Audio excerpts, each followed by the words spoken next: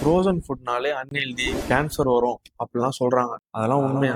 அது actually depends upon நீங்க எப்படி கன்சியூம் பண்றீங்க, எவ்வளவு கன்சியூம் பண்றீங்க, என்ன கன்சியூம் பண்றீங்க. ஃப்ரோசன் ஃபுட்ஸ் பொறுத்த வரைக்கும் 3 வேஸ்ல நம்ம கன்சியூம் பண்ணலாம். ஃபர்ஸ்ட் ஆயில் ஃப்ரை பண்றது, காமனா எல்லாரும் யூஸ் பண்றது. செகண்ட் ஏர் ஃப்ரை பண்றது. தேர்ட் பேக் பண்றது. மோஸ்ட் ஆஃப் தி ரெஸ்டாரண்ட்ல ஆயில் ஃப்ரை பண்றப்போ குவாலிட்டிலெஸ் ஆயில், ஃபில்டர் பண்ண ஆயில் யூஸ் பண்றாங்க. இந்த மாதிரியான யூசேஜ்னால ஃப்ரோசன் ஃபுட்ஸ்னாலே அன்ஹெல்தி அப்படின்னு ஒரு மித் கிரியேட் பண்றாங்க. இதுக்கு நீங்க ஆல்டர்னேட்டிவா ஏர் ஃப்ரை பண்ணலாம், இல்ல பேக் பண்ணலாம். ஓகே, எப்படி குக் பண்றோம்னு பார்த்தாச்சு. எவ்வளவு சாப்பிடுறோன்றது இருக்கு.